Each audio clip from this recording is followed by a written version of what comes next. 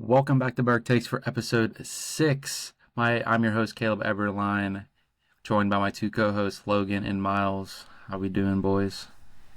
Good. How's everybody doing?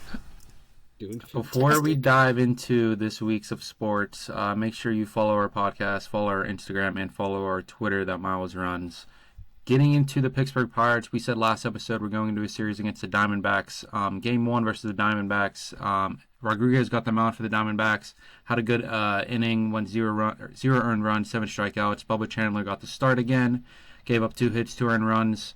Solid for Bubba. He didn't have much help in the outfield in the first inning, giving up those 2 earned runs. So it's not really much on him. And Rodriguez has a very nice pitch motion. I realized when I was watching the game, giving the Pirates a hard time of even getting any runs against the Diamondbacks, and we pretty much got swept and lost 9-0.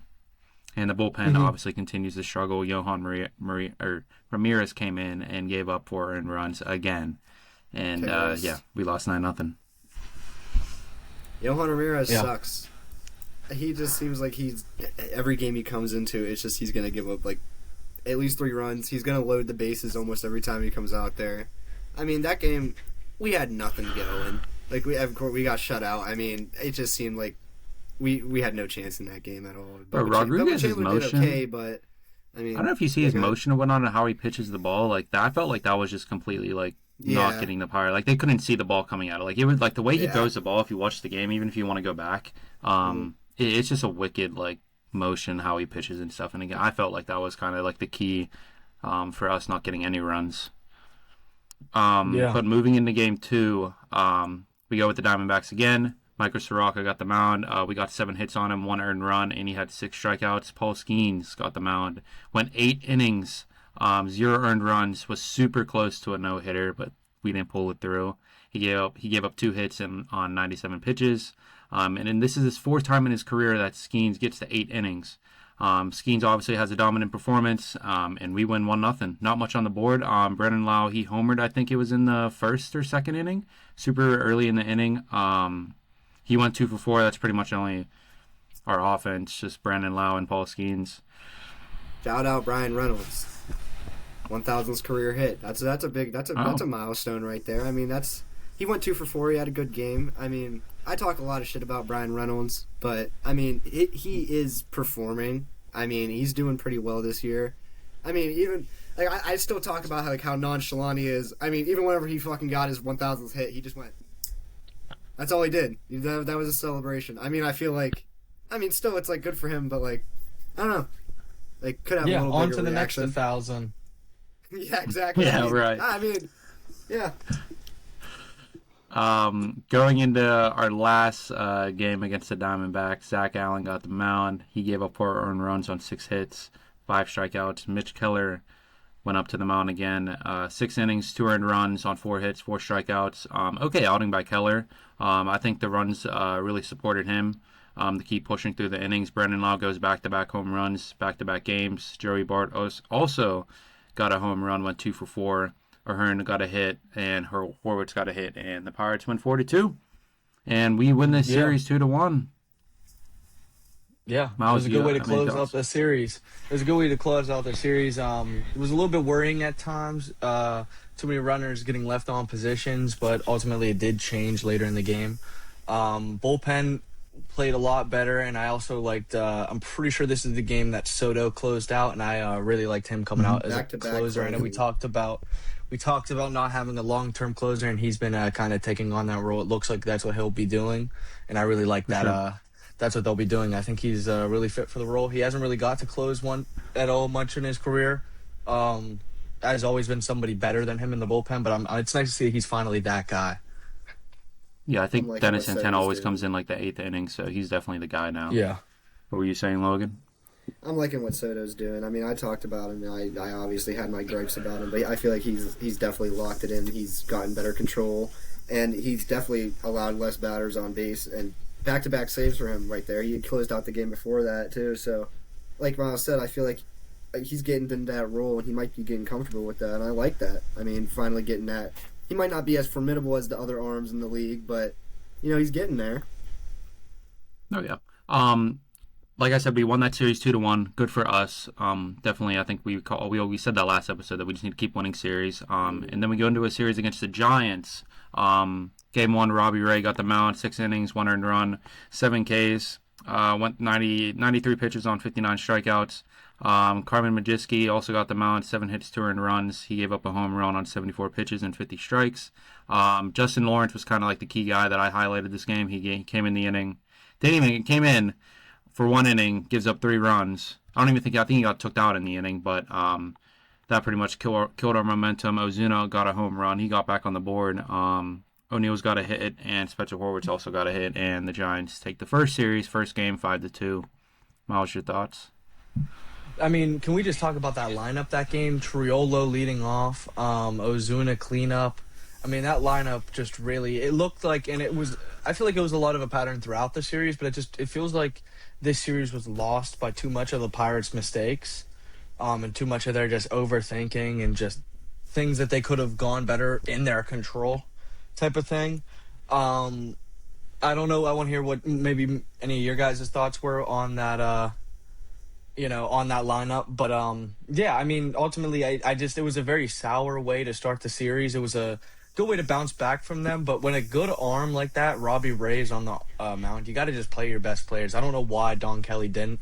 I think it's still really just the early days of a manager who's figuring it out, because I don't think he's there yet. But it'll be interesting to see if he does get there come, playoff time when we really need him to. Yeah, I was going to say after this, but we can move forward. I was going to say this after, like, this whole series. I felt like this whole series was just dependent on the mistakes of Don Kelly. I felt like we lost the series just to get to that point. We did lose the series, and I did feel like Don Kelly, not what the fully reason, but just some of his decision makings just don't play out, and we just lose because of it, and that's usually how it is. I mean, before moving ahead, like on this game, it stays with the coaching. I mean, there's just players aren't prepared. I mean, there's great plays, like I noted in my notes, like we could talk about it, just a quick mention, like that nice diving stop by Konnor Griffin, amazing, but that's just the great player he is. And then you have guys messing up the basics, like Cruz fly out to left field, and he's tagging from second to third on a fly out to left field. Why are we doing this? I mean, this he's got the speed, but he doesn't have the coaching. Clearly, he's up there with stolen bases, but then he makes stupid plays like these.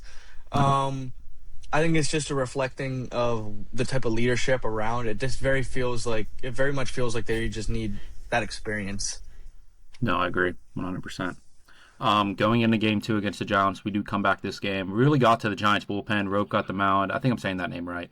He gave up 1 earned run, and then when he came out, he also had 8 solo strikeouts. But when he came out, pretty much just fell apart. Giants bullpen. Ashcraft got the mound for us. Solid inning by him. He was a little rough, I think, in the first inning. But he got out of it with that double play. Went 7 innings, 6 hits, 1 earned run, and 6 strikeouts. And like I said, we just got to the bullpen. Cruz went 3 for 6. Brendan Lowe went 2 for 4. Nick Gonzalez is one of our best hitters, by the way, average-wise. He went 4 for 6. Joey Bart went 4 for 5. Yeah, Joey and Bart. Connor Griffin. Yeah. Connor Griffin went 1 for 4, and Pirates put up 13-plus runs. We went 13-3. Thoughts on that game? I don't want to speak too early here, but I think it's going to be really interesting for this catcher's debate if Joey Bart keeps playing like how he's playing. I did not see this coming from him, and maybe it is just, this is those old team that gave up on him. Let's show him something. But, hey, I don't know. Good on Joey Bart. It's good to see when he's hitting, because when he's hitting, it looks like the whole team is hitting. Pirates are a much better offense when a guy like Joey Bart's even getting contribute, consistent hits. Yeah, for sure. I agree. I think he's finally starting to find a little bit of a groove that we didn't see in the beginning of the season. Like we talked about how his defense isn't that great, so his bat needs to make up for it, and he's starting to. And I mean, even his defense is looking a little bit better whenever he's out there. I mean, I'm not sold on his defense still. I mean, I don't think it's great by any means. I'm not going to say he's amazing. Definitely not better than Henry, but I mean, at least he's not just making silly shit. That's just what I'm saying.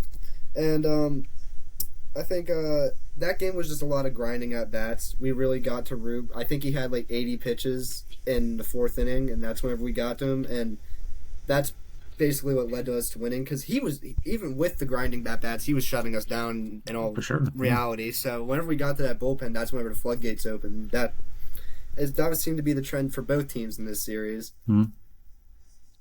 Yeah, we go into Game 3 against the Giants. Last game of the series, Tyler Mahle got the mound for the Giants. He gave up 5 hits, 4 runs, in 5 innings, so 8 solo strikeouts. Bubba Chandler got the mound again. Went 5 innings, 5 hits, 2 earned runs, 3 strikeouts. And, well, this is the game today, by the way. But after when Bubba came out, Isaac Mattson couldn't keep the lead for us. He gave up 2 earned runs. Mason Montgomery had a really good solid when he came in. Dennis Santana was all right as well. And then, like you said, Soto, he came in, I think, the 9th inning to push us in, or the 8th inning to push us into the 9th inning. He had a good strikeout. That final strikeout, I think there was 2 runs on base in scoring position.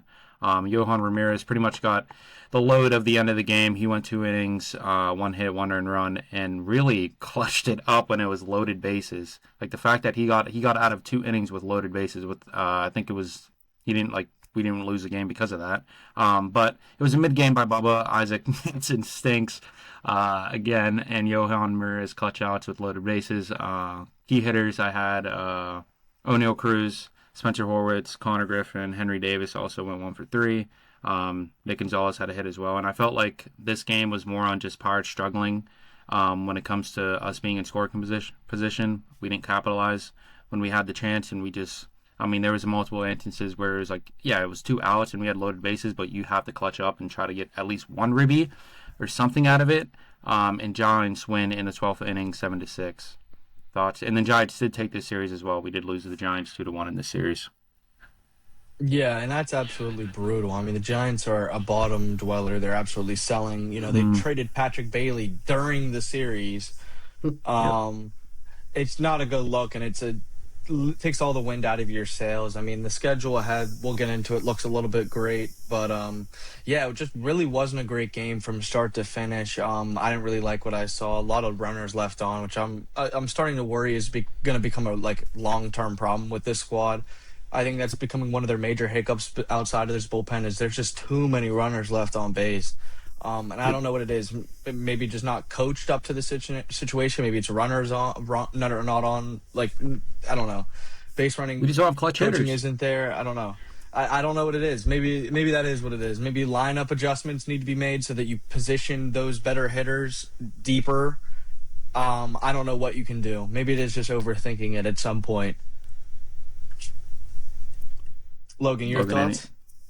I mean, I feel like you said a lot of it. I mean, going from sweeping the Reds and basically killing all their momentum and shit, and then going to this series where you lose to a bottom-dwelling team is not great. I mean, you go from that high to this low, and looking at the schedule, I mean, we'll obviously talk about it, but, it's like, you can't be dropping series like this. I talked about it last episode. You need to win these series. I mean, we squeaked out one against the Diamondbacks, which I think we should have honestly beaten them by more.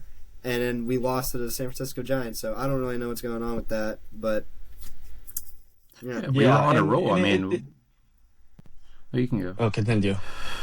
Oh, no, continue. Oh, I was just gonna say, we had a good roll against the Diamondbacks. We won that series, and then obviously, like you said, we sweep the Reds, and we come into the Giants, and we just feel like just none of that momentum carried over. Yeah, what were we gonna say, Miles? It's unfortunate about that momentum because it feels like it was a good day by Bubba, one of his more efficient starts, and for me, it was like a start that kind of gave me more hope in him because I was starting to lose hope in him as a starter, and I was considering maybe moving his role. We've seen Jerry Jones, his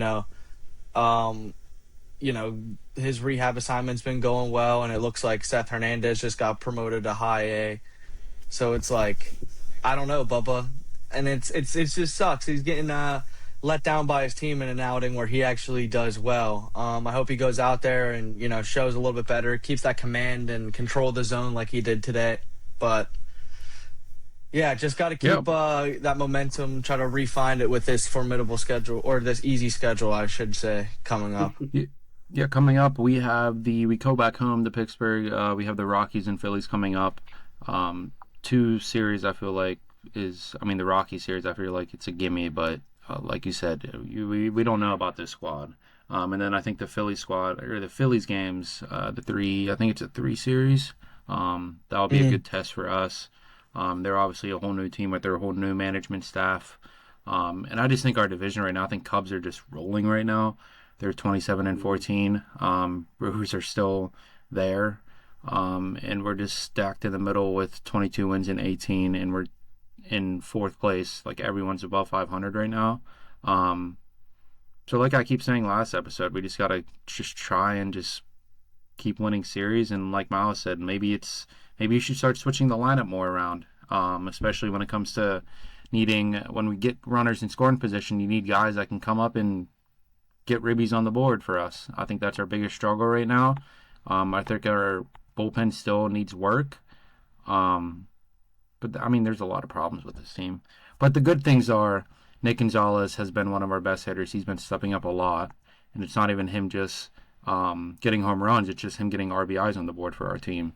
And I think Ozuna's also finding a little bit of himself these past 6 games also. And then Konnor Griffin's also playing pretty well as well. I mean, the kid's hitting, the kid's getting home runs, the kid's getting RBIs.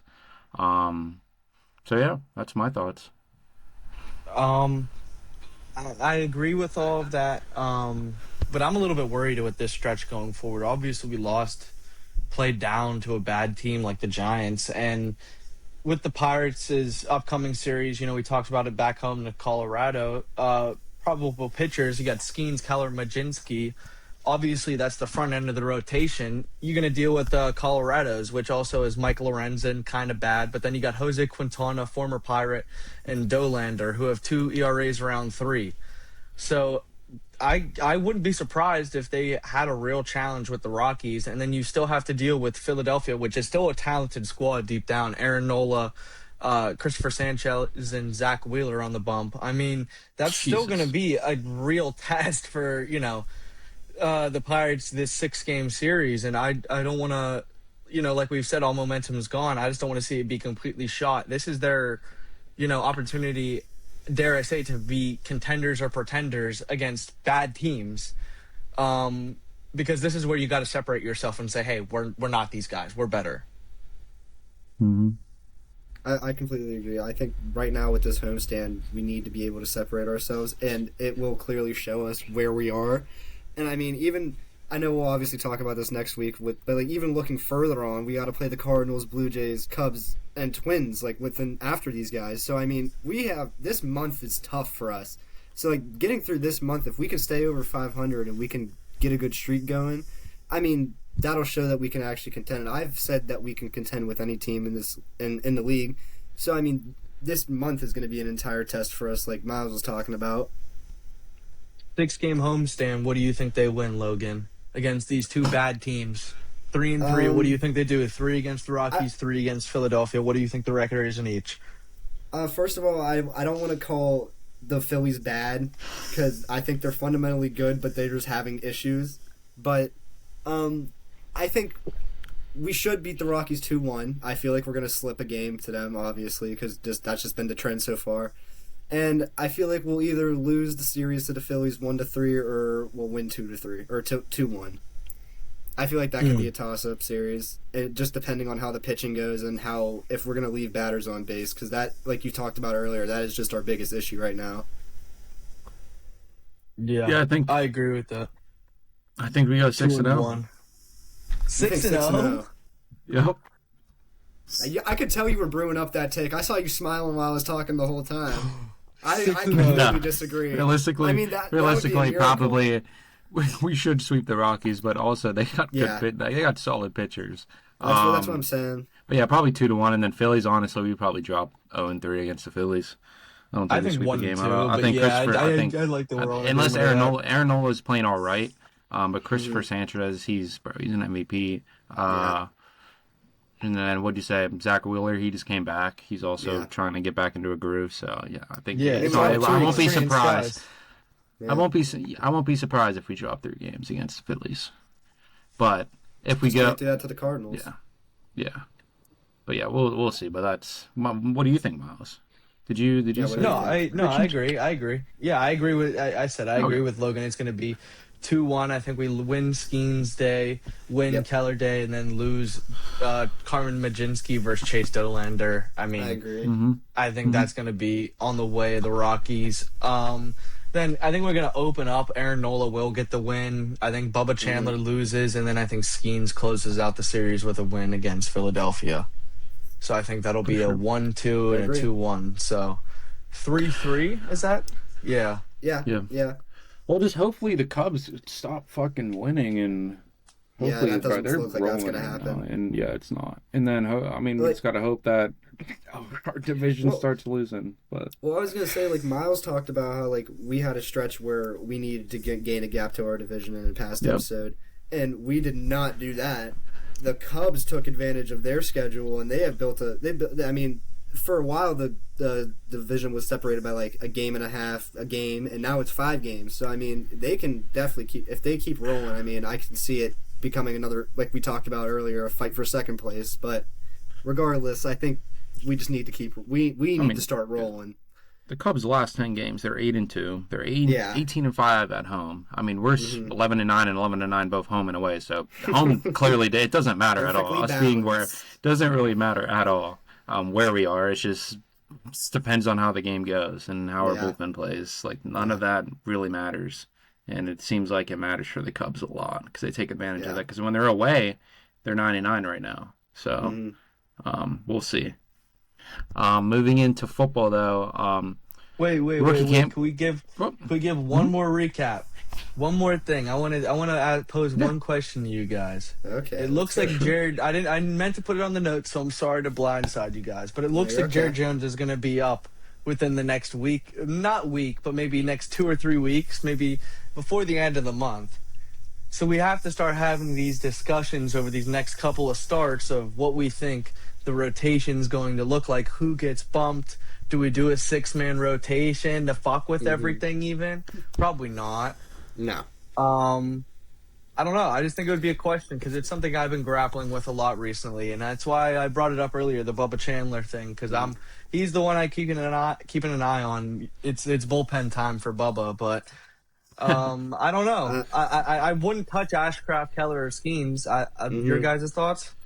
I honestly agree. I think it's between Majinski and Chandler, and honestly, like, their next couple starts, like, it's time to step up or you're going to get replaced by Jared Jones. I mean, it's like, like we talked about Bubba, is like his game against the Diamondbacks and his game against the Giants. I mean, he didn't look bad, but like still he is good for like 2 runs every game, and he gives up a couple hits. So I just think maybe it is time for him to go to the bullpen. Maybe it's time to develop him a little bit more. Maybe he's not ready for that starting role, but I think, honestly, all signs for me point to Bubba, but Majinski isn't out of the clear yet. No, Brad, to be honest with you, I really like Bubba in the bullpen. I really think how he pitches and his game is honestly just for a bullpen. I don't know if you guys see that, but I'd feel like when we first called him up, and he got in, he started in the bullpen and they came out, I felt like he was pretty solid in the bullpen. But yeah, I think it's just complete. It's obviously between Carmen and Bubba, but who would I like to see in the bullpen and kicked out for Jared Jones? I hate on Carmen a lot, but I would think Bubba would do better in the bullpen for us. So I would have to go Bubba and then move Jared up. That's a good take. I think Bubba's playstyle does fit. I mean, Bubba's fastball is pretty fast, so having a guy that can come in and throw that pretty clean for an inning, and having an arm that's healthy for that I think that's would suit him more. Yeah, Carmen. I mean, I was talking to my dad about it today, and he raised even the topic of Bubba Chandler eventually closing, and I was like, whoa, that's a very far off thing from where we're at right now, but would I hate it? No.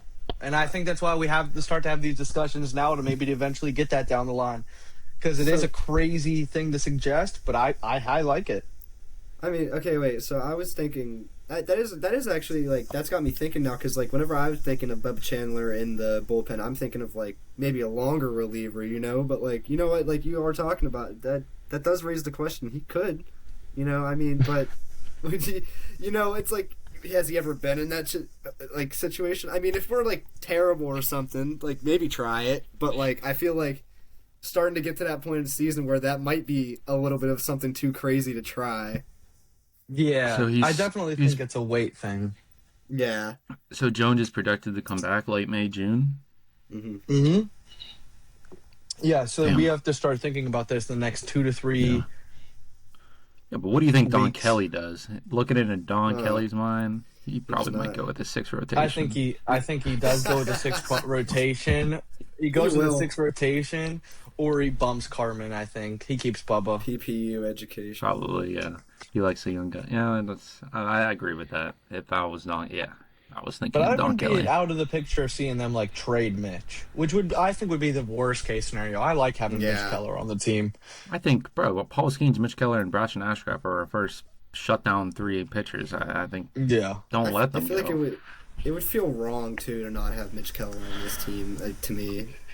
I mean, to be honest, he's up there with Skenes. Like he is our best pitcher. Yeah, like when it comes to stats, Royce. Like I know Skenes obviously really had that like bad inning against the Mets and whatnot, and his ERA is in the roof or whatnot, and he's not pitching like he, the stats don't look like as good as how he can actually pitch. But Keller is our best pitcher when it comes down to stats He's and all always that. consistent.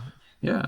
I said that. I also said this earlier, and I said this to my dad earlier, and I thought this was a crazy take, but similar on that same thing. Like, I'm more comfortable sometimes when Keller's on the mound than Skenes, just because some Skenes days can be erratic, not necessarily because of him, but it's just sometimes something's in the air. Some crazy things always happens on Skenes days, whether it be the Pirates scored no runs or I don't know, something bizarre always seems to happen that goes against the Pirates. It feels like. I was actually wrong. Skenes is a bit better than Mitch Keller, but I agree with your point. I do feel more comfortable if Keller's on the mound for sure. I mean, the fact that they're so close, though, I mean, that shows Yeah, you they how are good really, Mitch Keller really is. close. And I honestly do agree with you, Miles. Like, whenever I see Mitch Keller on the mound, I know it's going to be a good day. It's almost always a good day. It's like That's a good way to put it. We're going to be in contention for a win. With Paul Skenes, it does feel like sometimes the defense just forgets how to play. The bats get cold. It's just, I feel like they just get nervous because they know they're supposed to. We're win on with national this big guy. television. Yeah, it's like Well, so going way back to the Diamondbacks game, I saw like plays where like I don't know what game it was, but like Brian Reynolds was going for a ball and just completely did not even go for the ball. Yeah. Like he just hesitated and it just dropped in the outfield or whatnot. Yeah. And I don't know what was going on with that. But and I also feel like really talk about it. Never mind. Continue. Finish what you were saying. no, and then I'm just saying like every time when Keller I feel like's on the mound, he gets pretty good run support, and when it comes to Skenes, those games are so close in my eyes when I like look at it. But yeah, what were you gonna say? I don't know how we didn't talk about it. How did we not talk about the fielding mistakes in the game today? Yeah. My God. Oh, today? Oh, yeah. Oh my God. The ones where the Hearn today, the dropped ball for one, and then two, thinking, he's just not gonna run home. Yeah. And let me not throw the ball. I didn't even think of that. How did we not talk about the fact that Hearn could have probably maybe had a chance to save the game and just completely forgot about it. And it's insane too because it's like he played. He was fine the entire game. He was fine. Yeah, he was making great catches. plays, and then all of a sudden it's like, the pressure comes on. I'm out of glove. Like it's like, what are you doing? And honestly, I looked. To be honest, I looked away from the screen because I thought the game was over. I don't know what the base runner was doing. I haven't watched it back, so he could have gotten him out, right? Yeah. It was a great throw. Yeah. Okay, that's crazy. He was being an idiot that. for some reason. He thought the ball wasn't going to drop and it was going to get caught, even though it clearly looked like it was between the bags and it was going to drop. So he was going to tag. And so didn't he he do that shit on second base too? Yeah, he did it twice. Oh my God. Yeah, that's what they were saying post game. This guy almost lost us the Giants the game, and the Pirates just couldn't capitalize on any of it. So I mean, it's completely like it goes back to the management aspects where it's like, guys, let's get these guys in the game, make sure we're playing to the final out here. Yeah, that's great. Yeah, just not paying attention at all. And I forgot we could even talk about I didn't even think of that. Because there was a lot of errors in the outfield this series. Both of those series. I mean, Bo Chandler almost fucking took himself out this game too. I mean, he went to go slide for a ball and jammed his knee into the ground. I forgot about that one. He was. I think he was before that, before the Ryan O'Hearn stuff, he was our only error up until then to that day, and on that today. Fuck, jeez. Yeah, But, you're completely right. Yeah, so I mean, I don't know what he was thinking there. It was almost like he was trying to show off, like he was trying to like slide and like slide, like trying to like show that he could do it. And it was like, okay, Bubba, just let the catcher get it. Yeah, Even though that might be worse. Joey Bart might hit ground. someone even worse. Oh my God! Wait. Also, I don't know if you guys like caught this while you were watching the Giants series, but it felt like the ball boys out there were a topic of focus because the one guy ate shit and then the other guy like saved somebody's life. That was crazy. I mean, left field one made a few snags. Yeah, they were stealing the show in my opinion. They were going crazy this series. Well, when you go to bottom, I can't talk much because they did beat the Pirates in the series, but when they're the bottom team in the NL, yeah, gotta make some sort of fun. Gotta get your kayaks out there in Kobe's Cove or whatever. Might gotta up their pay. I mean, I haven't paid too much about the Giants though, but they just literally got Devers last season, and they somehow just and he finally decided to play first base. Yeah. But moving away from baseball, going into the Steelers, Steelers are putting up for sale the old seats that were removed from the 500 level of Acrisure Stadium this offseason. Did you guys look at the prices at all? Did you guys look at those? So you guys, I was gonna tell you like how much do you think the prices are? Yeah, so a single seat is pretty much $400, and if you want to pair them, they're $600. Hey, but you save $100 if you get two. I'm getting two. If you want your seat, or if you have a season ticket up there, go buy your seat right now. Yeah.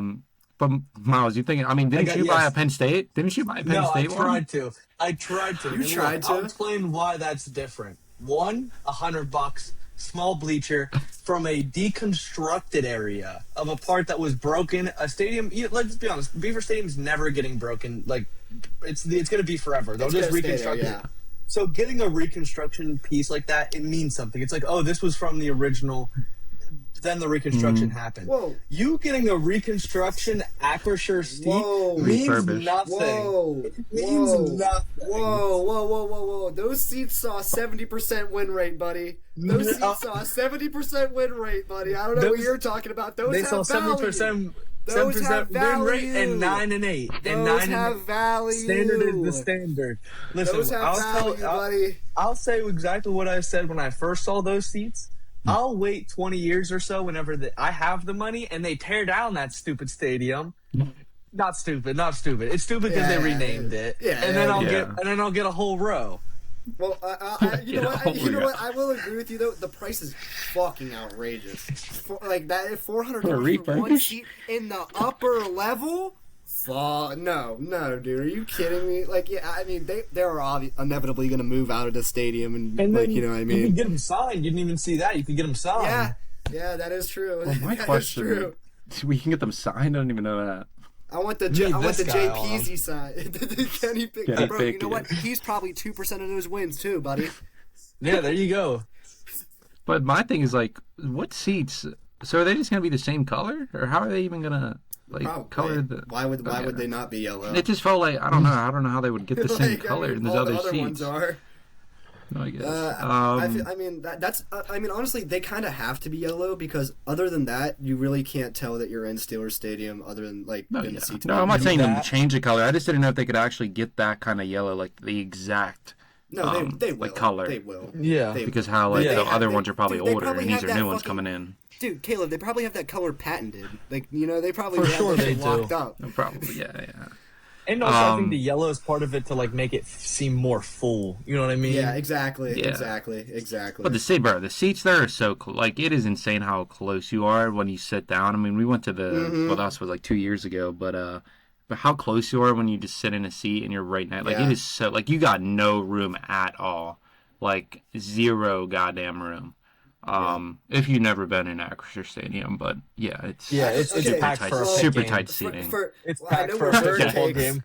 It's like I know we're BurghTakes, so we're for the Pittsburgh audience, but you haven't been there. Acrisure is a shithole. Acrisure is the shithole. Just take my word for it. Yeah, it's not the best stadium. It is the grayest stadium you will ever walk into in your goddamn life. It is the saddest pit of despair in the goddamn universe. It is really a stark contrast from PNC Park. Oh my god, yeah, you have the most beautiful... It's down the street! You have the most beautiful park in the MLB, and then you have fucking Acrisure Stadium, which is just... Do you think they would ever, redesign it? Because you're seeing tons of other teams like Cleveland, Buffalo... Bears are getting a new stadium. Or Bills are going to debut their new stadium this season. Cleveland's obviously getting a new one, like I said. Chicago. I don't know who else, but I don't. Yeah. You think we ever get a new stadium? I think in the next 5 years, 10 years, we're going to get a new stadium. Well, it's starting to become a trend everywhere. Now, I mean, that's 3 teams already. Because when you build it, you have to build it for. I know I was joking, but you have to build it for Pitt too. So you have to build it within the general vicinity where both of them can play in it. Because Pitt's not building their own stadium anytime soon. They need to get kicked out. They need to get kicked out. Yeah, they need to get their ass out, but they're not going to. Seriously, they really need to get kicked out. They need to, but they're not going to. That's the fucking issue. So it's Miles is right. So that's what I'm saying. So it's the only way you're getting a stadium is if you... what they did with Three Rivers is they built it next to it. Well, it was easier because they were obviously a baseball and a football stadium in the same one. But that means you're going to have to build a stadium next to Hines or near Hines somewhere. I don't see where that is. No. You would have to tear down tons of probably homes. Or you're going to tear down Hines and have them play where? Where are they going to play while this happens? It's not like they have a college stadium to go to. Yeah, it's I want it to happen and it needs to happen soon. So we can get our real seats. Yeah. The real seats. No, just for us to open or host a Super Bowl. It would be sick to host a Super Bowl here. Like we said with the draft, how sick it was. Well, that's never going to happen. That's what I'm saying. It's never going to happen. It would be February. Well, I want to ask you guys, where do you I know that they've talked about moving it out to Cranberry. How do you guys feel about that? Because in my opinion, I think the stadium needs to stay downtown. It needs to be downtown. Yeah, I would hate it. It's all because of traffic. They want to try to move it away, and that'd be stupid. Mm-hmm. I think it also just breaks the tradition. I mean, all of our teams are downtown. So it you have to keep the goddamn football team downtown. I mean, where are they even going to put that in Cranberry? What are they going to tear down homes down like they did when they got the PPG? I don't know. Cranberry's a big ass fucking thing. I don't know. I didn't really read too much into it, but it was an old rumor too. But it would be sick if we got a new stadium. But it'll probably old facts. It's not going to happen in probably years and years and years and years. But moving away from that, we did see Aaron Rodgers is most likely to return to Steelers. He's in town. He met with the Steelers this weekend. Nothing. That's pretty much anything. Is that confirmed? Do we know that? No, he did not meet with the Steelers. Yeah, he did not meet with the Steelers. I don't know, Caleb. He said Caleb. No, Yahoo Sports said Aaron Rodgers reportedly in Pittsburgh. Oh, but yet to speak with the Steelers. Yeah. That's the fucking issue with this guy. I've been waiting to talk about this. Why the fuck are you here and you're not talking to us? What the fuck is going on? What? I'm sick of this rumor with Arizona, and it's why are we doing this? Why are we even fucking wasting our time on this old fucking fart? I'm sick of this guy, dude. I'm sick of this. I got baited by the media. Song I thought and he dance actually we do every goddamn year with him. What were you saying, No, I didn't realize that until I read that. I got baited by Yahoo Sports and the media. But Miles, what were you gonna say? Well, let's not forget, and this is insane to see. This started on 93.7 with Andrew Filipponi and their bunch. They're the ones who first reported this rumor. Yeah. And yes, it ended up being a little bit true, and it was insane to see Rappaport quote tweeting Andrew Filipponi in 93.7 clip. It's interesting. I don't understand why he would be here, not show up and have his agent doing all the talking for him. It just feels like he's at the finish line and just, I don't know, dragging it out for the last bit of attention. I don't think he's going to go to Arizona, and if he did, shoot, let him. Let's get that draft pick or whatever it is, that compensation for the tender we placed on him. At this point, I think the Steelers are well-positioned to be fine without Aaron Rodgers, and they're going to be just great, even better with him. That is why his minimum contract he can get is, $15 million? Or he can go more. So maybe, I don't know, they're not talking contracts, but maybe he just wants a lot of money, apparently, and they're not saying it. Or whatnot, and I bet he does he wants a certain amount of money to play one more year. You know him. That's how it was when he first came here. Well, his main reason was Mike Tomlin, but any of the stipulation is 1 year or 2 years? Like, do you think do you think he's like, well, I want 2 years, and they're like, well, he wants to win a playoff game. He wants to win another playoff game. That's, I think, his main goal. And I think that's how it was when he walked off. He didn't really speak to the media or anything. He just left. He didn't really, no emotion, no nothing. So I think he just really wants to win a playoff game. I think that's his motive until he retires. Or maybe I'm wrong. But it felt like that was the motive, and I felt like that's what it was. Well, if he wants to win a fucking playoff game, why hasn't he signed the goddamn contract yet? That's you're right. No. That's the goddamn problem with this issue. Why, like, it's you want to be on the team or you don't want to be on the team. What, like, why are we it's making me so mad. This is what it's just like he's trying to get you mad. He's trying to get you involved in the signing. So when he actually signs, he's trying to get me involved in the game. He's fucking playing mind games. He wants us to try to get into the mind of Aaron Rodgers, which is extremely hard to do. Which is also what I want to we have to try to get into the mind of Aaron Rodgers. You have to you want to play these if you want while he's on your team, he wears that number. You have to try to play these games. I don't want to play these fucking games anymore. Now, I'm almost wondering now I knew this was going to be a drawn out process, but if the Drew Allar selection did anything, because obviously Jordan Love going to Green Bay caused some tensions with Rodgers whenever he was there because he was blindsided by that pick. I imagine he had even less decision-making in Pittsburgh, so he would have obviously been blindsided by this pick. I wonder if that had any influence of maybe, being like, I don't want to go back just yet. They're, moving on without me. They drafted this, kid to come in and start, even though that's not what it is. I don't know. I could very well see Rodgers taking that personally when it's not, because seems like the very selfish type of guy. Mm-hmm. I don't know. That's how I see it. Well, I think do we know the deadline of when I think because I'm searching it up. I don't know if that's wrong, but it's saying a new deal is expected with a critical deadline of July 22nd. So I think we have to sign him by then, or if past that July 22nd, the only team he can sign with is the Steelers. Yeah. If I got the date right, but I think that's how what did they put on him? They put something on him. I don't know what it's called. It was like some protecting tender. Yeah. I don't know what it is. Yeah. Something like that. But bro, I literally searched up Aaron Rodgers, when does he have to sign? As of May 10th, 2026, Aaron Rodgers is expected to sign with the Pittsburgh Steelers, but obviously the media is just, it's not right. Like, yeah, it's expected, but like that's the problem. Yeah. I mean, I guess, do you think he's re-signed with him, or? No, he's obviously going to sign here, but it's just like, I think part of it might be because like he wants to skip the other shit. Like he doesn't really want to do like maybe like fucking mini camps and stuff like that. Like I don't know, like maybe he just like I'm too old for that shit. Which is like it's fine, It's like it's fine. You can say that, but it's like, why can't you just like tell us, meet with us, tell us you're going to sign, and be like, but I don't want to do this, so I'm going to wait. And it's like, okay. Cool, at least we know you're going to sign, but it's like and I think you raised a point, Miles, where like he could have been blindsided by this pick, but I really don't think that should have an effect on it, because it's like you should kind of know we're looking for the future because we're gonna sign you to a 1-year deal. You're not gonna stay, like, you don't have that much time left, so why would that bother you? It shouldn't bother you. Well, I don't know why he's just waiting. I mean, you have to go to minicamp. That's mandatory training camp.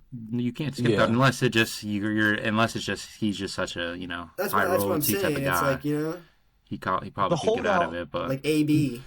Yeah, the holdout last year made a little bit more sense than this one. This holdout makes absolutely no sense to me, and this one just feels so like I'm done with it. Like at this point, I just It's like, dude, I'm ready to move on to the next generation. And it's like, dude, too, it's like, oh, if you want to leave, okay, fine, we'll be fine. Like, we might suck next year, okay, like, we'll figure this shit out. We do not need Aaron Rodgers. Aaron Rodgers might need us more than we need him, to be honest with you, to stay in the league. Like, I mean, obviously a lot of people would want Aaron Rodgers, but, like, not a lot of people really have the room to sign Aaron Rodgers, or, like, they're, like, I mean... The Cardinals are obviously like the only other fucking option you really literally have. A handful. I think like, it's literally a handful. So it's like you need us more than we need you, buddy. So like fucking if you want to do this, do it now. Like like, I'm sick of this fucking drawing it out. Wait a minute though. Last year, the date that he signed with us though was June 7th of 2025. So like yeah, he's dragging it out, but like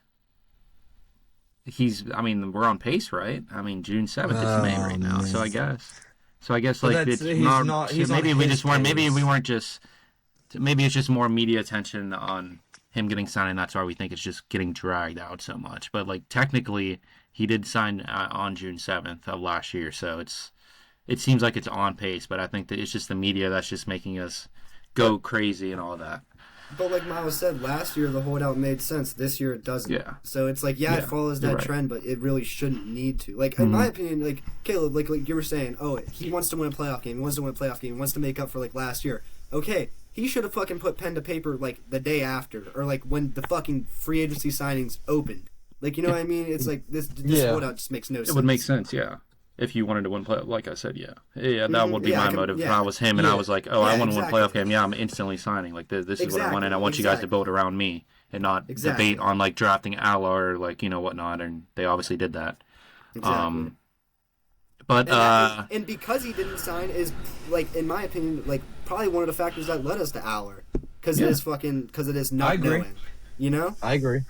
Like, and if he wants to bitch about it, well, buddy, that's your fault. You know, it's like we did it because of you. I paid attention to rookie camp a little bit, mainly on Drew Allar. He was the only QB at minicamp. They gave him extra reps, obviously, because he was the only QB. Coaching with McCarthy. I think Drew Allar, I saw in some interviews, Allar said his footwork has been a huge key of emphasis during the Steelers training camp. That's been their main focus, especially his lower body mechanics. Like I said, his footwork. And Allar said he's like learning Mike McCarthy's philosophy and fundamentals fast. Obviously, McCarthy's known for like QB developer. And I don't know, some of the videos I watched of Allar, I don't know if it was just because of the drills, but his footwork looks super slow. But I guess maybe that was the point of the drill, of doing it slow so you learn faster, I guess.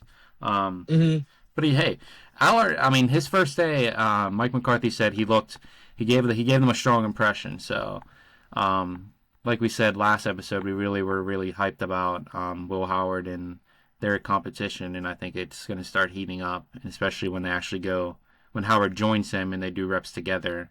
I think it's going to be fun to watch. Yeah.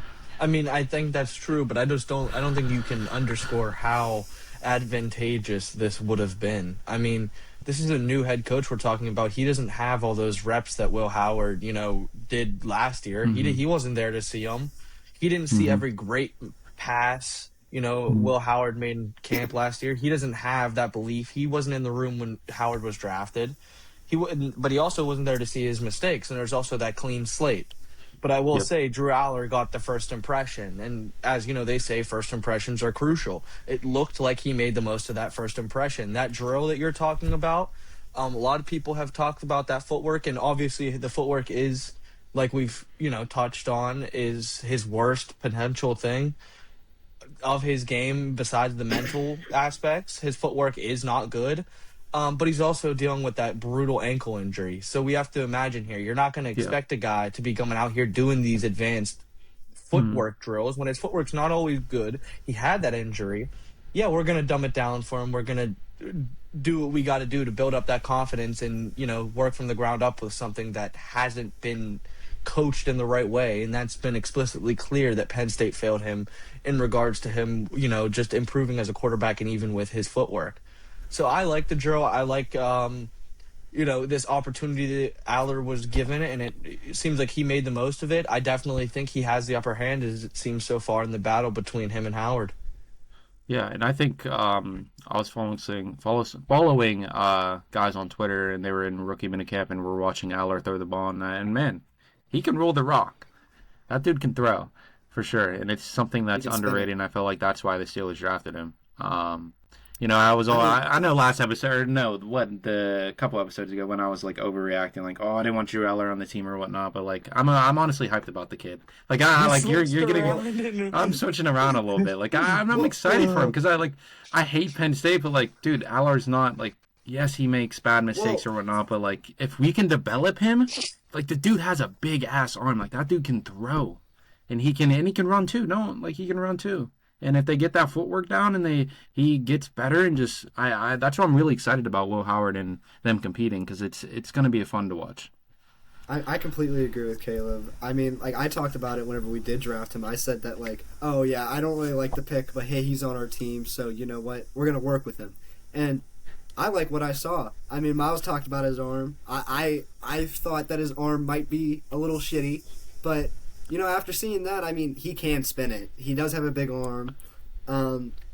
Maybe he can get the accuracy a little bit better, but other than that, I think he got some work to do. And for what Miles said, like, yeah, I mean, you got to think he's coming off that injury. It's probably like some of the first times he's moved like that. I mean, not the first time he's moved like that, but, like, you know, like getting back into that groove and shit. So, yeah, I still think that he has work to do, but I am liking what I'm seeing out of Allar. And I mean, yeah, I hate Penn State too, like Caleb said, but that Penn State's garbage, that's in the past. It's time for the Steelers, Drew Allar. And we're gonna see what he's gonna do. Bro, he has so much aura, bro. Like, come on, look at this. What I will say about that is got to get him out of that. Got to get him out of that number 16. You got to get him out of that number 16 ASAP. Oh yeah, that's a terrible number. Yeah. Well, it is Joe Montana's number too, so I don't know. I don't think Allar. Like, those are the only QBs that I think that like is him and Allar and Montana. Yeah, that's a good mix. Bro, he has so much aura. Look at all the media around him. Like, come on. He has so much aura. Nice, but I appreciate the cutaway for visual evidence. Proof of this aura. But Max Heinachor, they worked mainly on the right tackle, but he said he'll play anywhere coaches really want him. And it's just crazy that the dude's only been playing football for, 4 or 5 years. Jennings Dunker took reps at left guard. He also played mostly tackle at Iowa, so he started playing more reps at left guard. We were very high on Jennings Dunker. We were really high. I was really high on the media. Also was like, oh, the mullet, like you fit right into Pittsburgh. I saw an interview with that. And, like, you really fit into like the Pittsburgh spirit, and he was like, yeah, I do, or whatnot.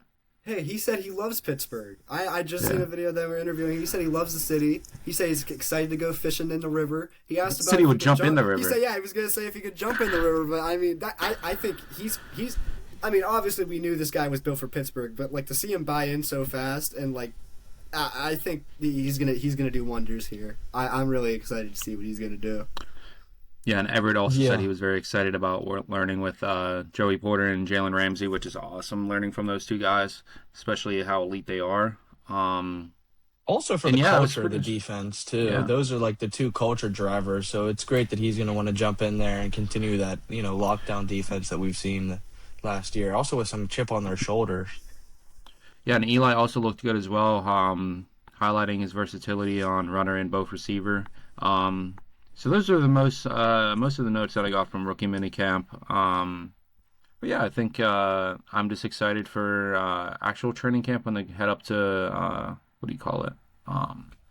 St. Vincent's. St. Vincent. And yeah, and live episode. Yeah, well, I'm gonna go. We teasing it a little bit. I don't know how we would do that, but we'll figure it out. I'm down. I'm gonna be up there. I didn't go last year. I didn't go last year, so I really want to go this year, especially with QB competition. Yeah, I've never been up there. I've never been up there either. I've gone like twice, or I think I've gone twice. Yeah, we could go. It's definitely. Yeah, I actually really do want to go. I would be excited to do that. Book it. BurghTakes. Lock it in. We're doing it. All right. You want to move on to the schedule releases next Thursday? Yeah. Go for it. Any predictions? I wanted to throw this in here while we were recording because I saw it happened about 2 hours ago. My prediction, got to start off, reward them with the draft, let the new guys get introduced at home. Texans week 1 primetime game. Are we home? No, that's the schedule release. That's why the schedule release is next Thursday to figure out where and when the games are. Yeah. Oh, I get what you mean. Yeah. So that's all I'm asking. Like, what games do you guys? Any predictions for week 1? Who they might get, or you know? You know what? I was thinking the Texans. No, we're not going to get Baltimore. But I was thinking the Texans. Like that would be like a good. Let's get our lick back right now kind of game. But to be honest, I think we're gonna have a week one. I mean, I could see like the Panthers being our week one game. No, I like week one here in Pittsburgh against the Eagles. Lemon at wide receiver, Jalen Ramsey, and Jalen Ramsey just rocks Lemon, just rocks him. That would be crazy. That would be crazy. No, but dude, these are a lot of good teams. I don't know. Jacksonville would be cool. I like Jaguars coming home. I just hope we're home for actual week one. I don't know when the last time we were home for week one. I know last season That's we were exactly on what the I road. was I really thinking, want yeah. us just to be home for week one because I might go to it if we are. I think they do. I think you have to with the draft here and with everything. Or maybe they use the alternate mentality and they're like, well, we spoiled you too much. You're not getting it this year. That's what I don't they're know. probably gonna do. Yeah, probably. I can see that 100% happening. Which, Yeah, like, I but don't know. Like, the Saints week one, like, I don't know. Like, I don't know. I don't know. Even the worst opponents on there would be easy wins, it feels like. So, Yeah, I really like the schedule. We haven't talked about it much at all I do about like who it. we're playing. well, that could be next week once we actually get it finalized of Yeah, the order and okay, everything. yeah. We'll get an Yeah. official Yeah, we should all schedule predict it. prediction. Yeah, exactly. We'll Like go, official we'll go week schedule. by week, and we'll all do it and like see how The we're. Yeah. Carolina we all Panthers think. would be week one would be cool. I can 100%. Penny's see I'm, that. return. I'm going to that. I'm going to that. Penny's I'm, return. I can 100% be. I forgot about that. That can 100% be game one return, dude. That'd be sick. Oh one of my friends are a God. Carolina Panthers I'm fan, going so to if that. they actually if are that week happens, one, I'll go to the Carolina Panthers game. I swear to God, I Kenny will. He's not Pickett's getting this- return. If Dude, he's Kenny not getting Pickett this start. returns in the opening day game, I will go. Bryce to it. Young's the quarterback. No, he snaps his ACL in training camp. And we're gonna see Kenny Kenny takes his job. Pickett. They're always saying like Patrick Mahomes, who's gonna beat him? I'm like Kenny Pickett. Kenny Pickett. I don't know, but He was supposed to be. I'm that guy, excited for man. this season. But that releases next Thursday, so we can talk about that next podcast. Yeah, that'll be booked in. You guys have any other thoughts about Steelers in this week? No. I can think of. Moving into Pittsburgh, Penguins. We signed Connor Dewey, or Dewar. Dewey. Dewey. I call him in the Dewey. middle. And then Ela Soloshaw. I don't know how to say that name. Solovyov? So, yeah, but we signed both of them. I'm glad we signed Dewey. But there's not much about the Penguins. I mean, we didn't really do much. But talking about in hockey, though, the NHL draft order came out, Rigged. and they did the draft order. And guess who won? Guess who, Rigged. like, out of all the big markets, Rigged. and the Toronto Maple Leafs snag the first overall pick from the Canucks. The After Leafs their had an first shitty year, like, whatever. 8.5% chance of winning. Vancouver Canucks got third overall, but they had an 18.5% chance of winning first overall pick. And I feel like it's always never like the highest team. Well, I guess NBA is a bit different, but for other drafts, it's always like the lowest chance, like not the highest chance. They don't get the first overall pick. It's usually like someone mid or just in there that just sneaks up and just grabs it from odds. Yeah. But they got the first overall pick, and it's honestly, I'm not fully sold on if they pick Gavin McKenna, just because of the fact that obviously Gavin McKenna and Ivar Sternberg is two of the best prospects in this draft for the Maple Leafs to select.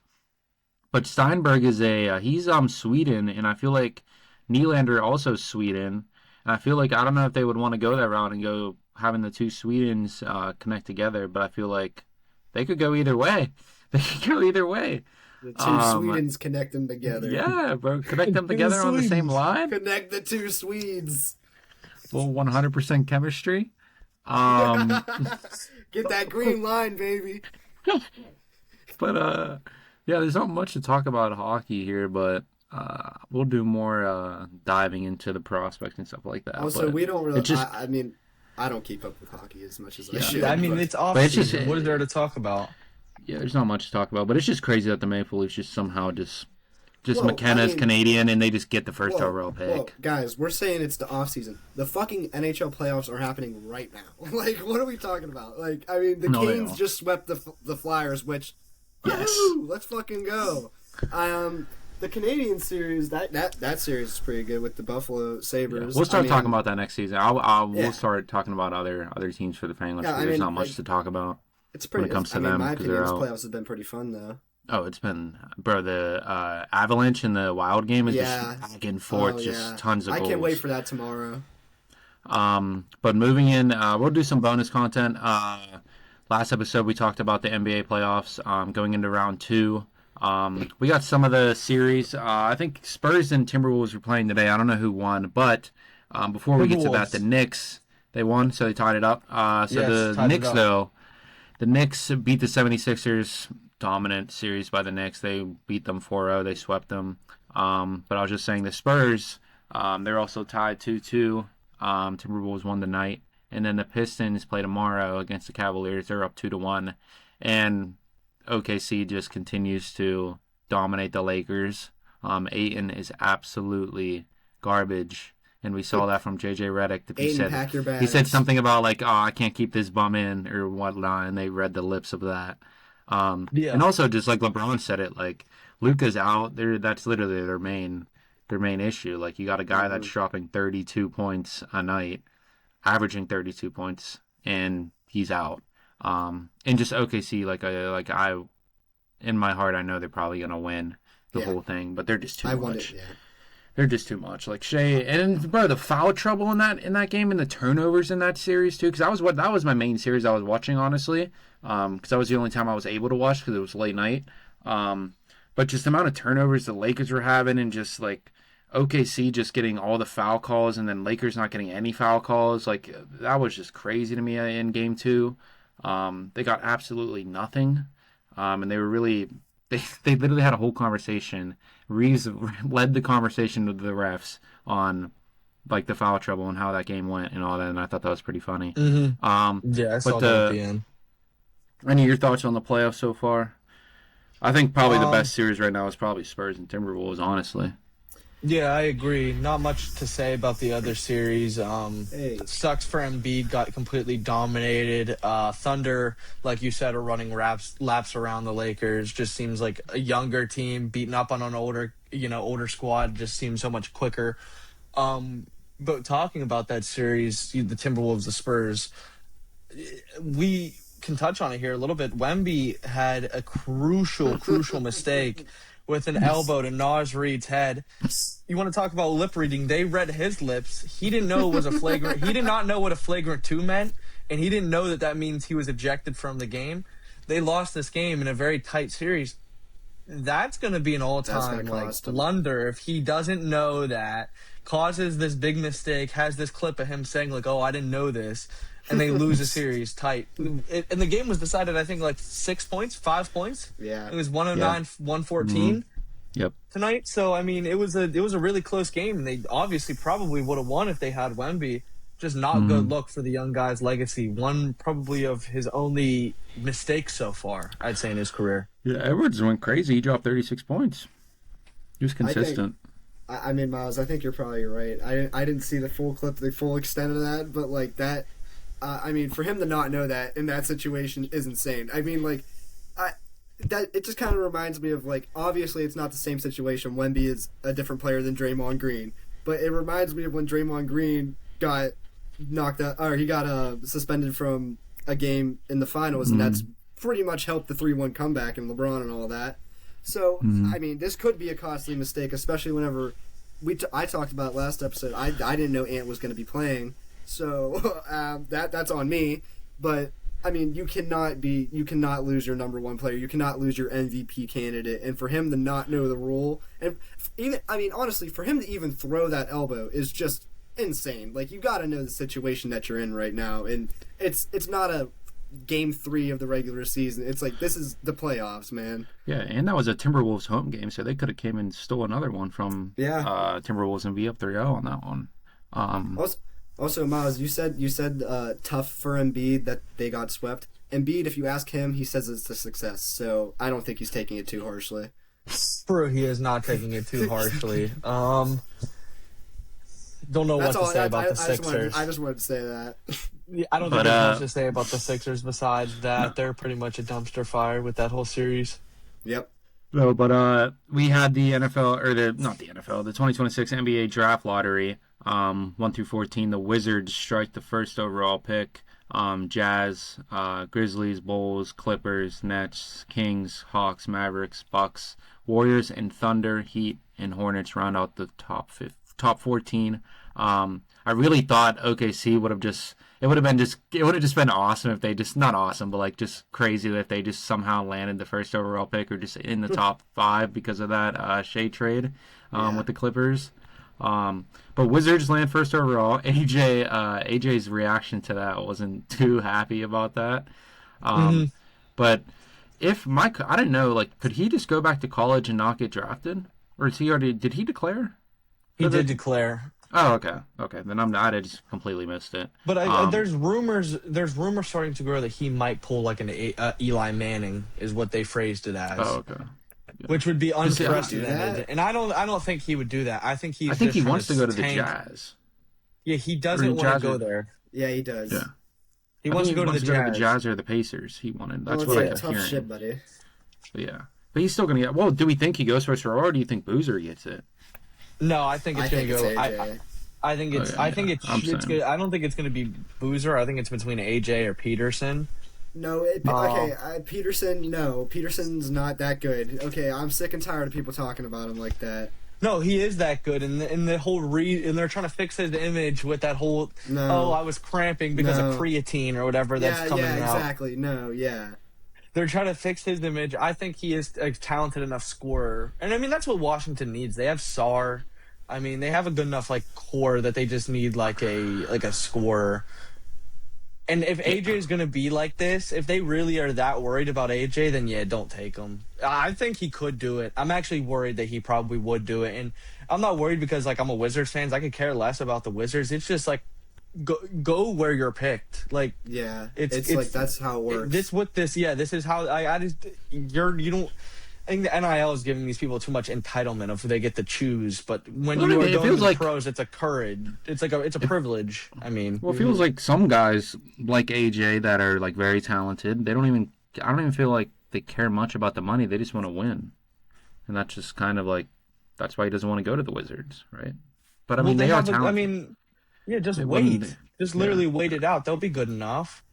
I mean, Young, Trey, and then AD if he actually gets healthy. But. Yeah, Trey, AD, Sarr. I mean, and then you put DeBonsa on the wing. That's a good squad. Yeah. Peterson and Trey would be a bad backcourt. Okay, that would be good defense. Wait. No. That's what I know. I just said Peterson sucks. I'm just saying I don't think Peterson sucks. I just don't think he should be number 1. That's my opinion. I think AJ should be the clear number 1, or Boozer, not Peterson. I bet Boozer goes 3. Boozer goes 3 to Memphis. I could see that, but I just don't think. I don't know. Just number 1 to me is locked up AJ, and it's like you said, go where you're gonna go, man. It's this is how it's been since the dawn of time, man. Just take your fucking medicine, and you got 4 people. You got a great starting lineup, in my opinion. I could see Boozer going to Utah too, because Boozer's dad played with Utah. Yeah. Mm-hmm. Yeah, I just don't. I don't see Boozer going number 1 like you guys do. I think there's a lot of pre-draft reports of them being worried about his two-way abilities, and just I know it wasn't his fault with the whole way that Duke lost with his brother turning the ball over in the half-court shot by Mullins, but I don't know. I just feel like his stock isn't number 1 anymore. Yeah, Logan, you're Miami Heat's in the. Dude, don't even get me started. They posted some stupid shit that was like, oh, we have 1% chance at all of these picks, and we have a 92% chance at the 14th pick. Oh, so we're gonna get the 14th pick. Just say that. Like, what are we doing? What do you guys need? Like a guard, probably? Yeah, I would say a point guard. We don't have a true point guard on our team. We just need like a true point guard. And I think this is a good draft for point guards. And I'm looking at a lot of the teams. Like you got to look at like the Clippers, the Bulls. Like they have teams like they have Clippers got Garland and Bulls have Giddey, who basically acts like their point, and then they have Sexton now. So it's like there's these teams up there who I think you guys might be able to move up there. I say grab like an Acuff or a Keaton Wagler. I can see that for Miami. If we were to trade up and get Darius Acuff, I would take back everything bad I've ever said about Pat Riley. Like 100%. Like that would be a sick move. Do I see us doing it? Probably not. But, I mean, because the Heat as an organization, like just watching them and keeping up with them, it's just their favorite thing to do is get your hopes up. and make you think they're going to do something, and then they never do it. Case in point, Giannis every time they talk about him being a free agent. Donovan Mitchell every time they talk about John Morant. I could go on, honestly, with all these Kevin Durant at a point. I mean, almost every single LeBron, like, we got him in the end, but, like, you know, like, almost every single player that has ever been on free agency, like, big name, they talk about them going to Miami, and it almost never happens. So, I mean, it would be sick to see them pull a move like that, but in reality, I don't think they're going to do that. Yeah. I mean, I think it's your time to make a move. I mean, Van may get maybe younger. Pat Riley's so conservative. He's so conservative with this shit. He is. Yeah, we'll see what happens. When even is that draft? That's long gone, right? I believe it's in the summer. I think it's in a month or two, maybe. Yeah. Moving away from basketball, though, we never talked about UFC. UFC had a good card this weekend. UFC 328. We never talked about UFC. But Joshua Van and Tyra, that was a really good fight. That was the co-main event for the title. Van obviously won, bro. His hands are nice, but Tyra though, dude, he has a jaw. And I think the main why I wanted to touch on this fight was just it did look like an early stoppage. I mean, the ref was really good and like going like way past those rounds because he low-key could have ended it if he wanted to, but he let it play out, and he was really good. And then he just gets that early stoppage in round 5 that got Van the win.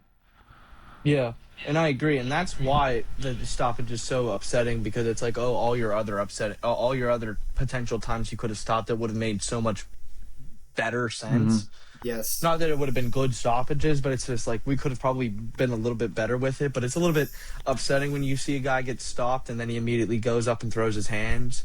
Like, if a guy can do that and they're conscious enough, the fight probably shouldn't have been stopped. No.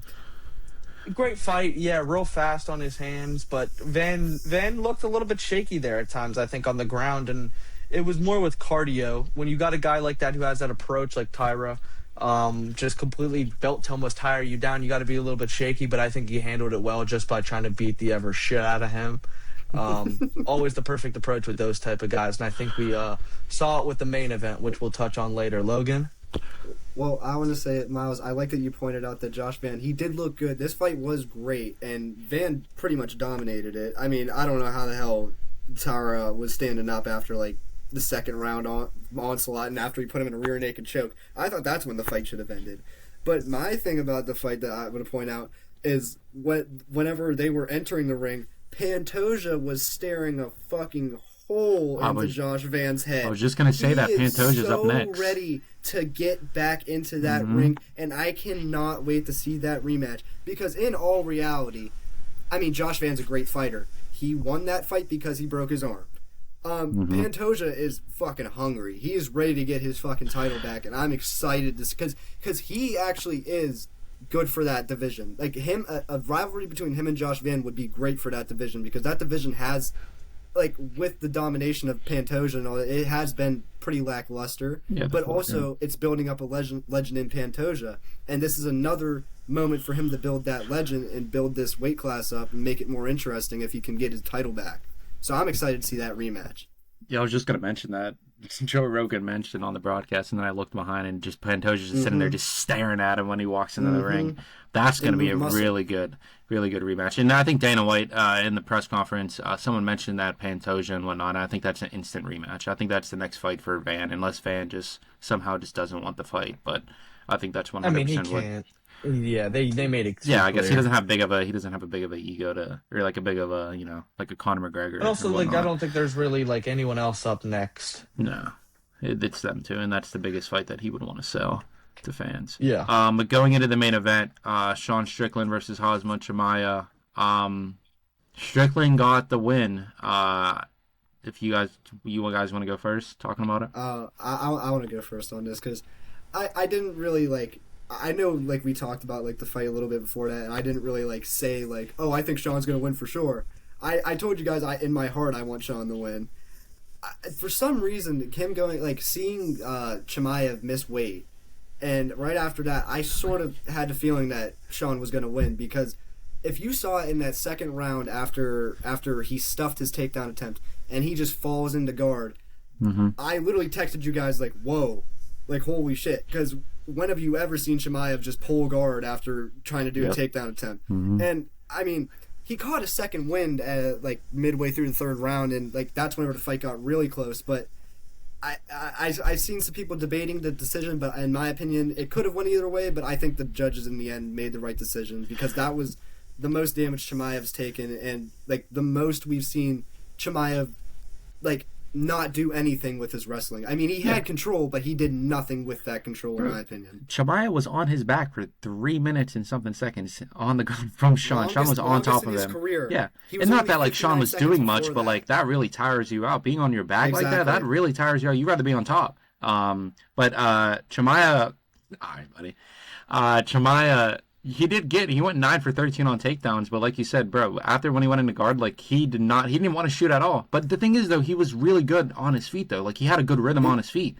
Like that's why I felt like, he stopped shooting for like 2 rounds until like it was like the 5th round whenever he shot again. I also seen that Sean in his interview said like he only shot because he told him, oh, let's stand and bang, and then Sean trusted him and then he shot, which is funny. Yeah.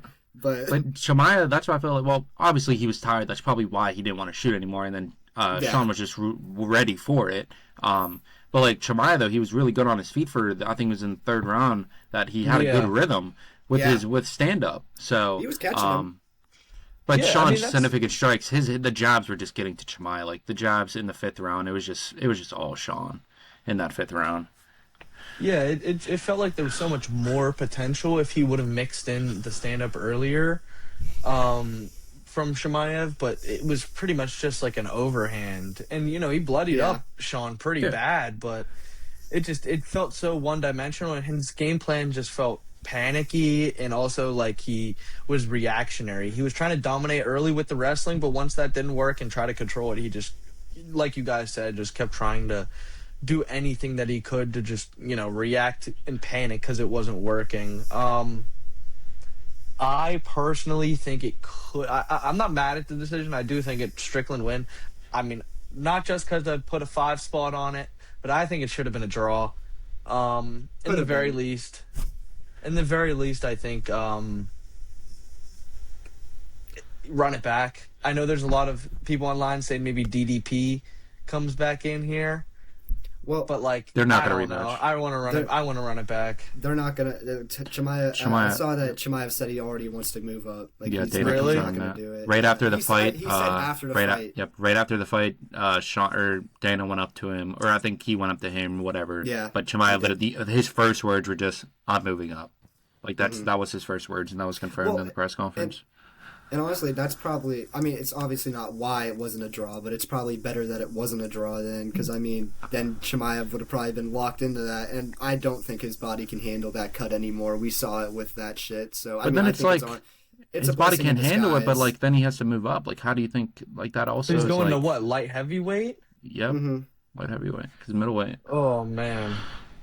But I don't know what he actually weighs, though. I mean, he weighs way more. Like, dude, I bet that's why. He's strong. I mean, he's probably one of the strongest wrestlers I've seen. Like, I don't know. I don't really know what's going to happen with him. We could see. I mean, like, honestly, I don't think it would be crazy to say we could see this guy just like kind of spiral for a little bit. I mean, maybe he can like lose a fight or two when he moves up, and then maybe make a comeback. But I honestly don't know. I mean, like, just seeing him like almost give up in that second round and just looking panicked during that fight and at some points, like, you've never seen that in him. So, I mean, I don't know. It might take a little bit of a second to get that confidence back, because, you know, losing your O, especially in a sport like UFC, like whenever you were a champion and all that, and it's like, to me, that, like, I mean, as tough as this guy Chimaev is, it's got to be a little bit mentally taxing. I mean, it's going to be easily a year off, I would imagine. We don't see him fight until 2027, maybe early. What were you gonna say, Caleb? I was gonna start talking about potential opponents. No, it's just crazy. Like because I was just texting my other friends and all that. I'm like, bro, it's just gonna be full on groundwork type of match. Like I just thought Chimaev he was the best wrestler in this division. Like he's undefeated, and well, he was undefeated, but like like you said about Logan when he was talking about when he went into guard and he missed a shoot or whatnot, that was just crazy to me and just super surprising, and everyone noticed that. But though, UFC, the next fight pay-per-view is UFC Freedom 250. They debuted the new belt or whatnot. Oh, did they? I didn't see this. I'm gonna Google the new belt. Yeah, it's gonna be for the Ilya and Gaethje fight. This card, bro, I'm calling off work for this card. This card's gonna be a nice card, a nice pay-per-view card. You got Ilya, Gaethje, Pereira gone, Sean O'Malley. Really, we didn't hear much about Sean O'Malley, bro. Fucking what's his name? Derek Lewis and fucking Josh Hokett. They were going at it. That's a good fight. They were going at it at the press conference. And you haven't gotten to the best fight yet. I'll let you keep going. What, Bo Nickel? Yeah, there you go. Okay. My God. Penn State alumni. I can't wait to see Bo Nickel get slept. Yeah, he might. I actually do hope he loses because he needs to gain shit. He Dude, needs to lock in. My thing though, I just started getting back into UFC. Watching the pay-per-views ever since they switched to Paramount. But why? When I was in the press conference, why does everyone hate Bo though? Is there did he do something? He's just annoying. Oh, he's just annoying. Okay. Yeah, every time when he was talking, everyone's just booing at him. He thinks he's so much better than he is. Mm-hmm. Makes sense then. But that card's gonna be sick. That card's not till June 14th, so I'm so excited for that. Yeah, that's pretty much. You guys have any other thoughts about the UFC or any of the other topics we've talked about this week? All right, that's gonna wrap it up for episode 6 of BurghTakes. We post an episode every Monday, so make sure you stay tuned. Make sure you follow our Spotify, so you stay up to date on all of our episodes and our Instagram and our Twitter. Yeah, you got something you want to say? Guys, happy Mother's Day to all the mothers. Oh yeah, happy Mother's Day. Happy Mother's Day. Happy Mother's Day. I probably should have said that at the beginning, but I had to get that in there. All right, we're gonna end it. We're gonna end it off on that note. We'll see you guys next week. Peace. All right.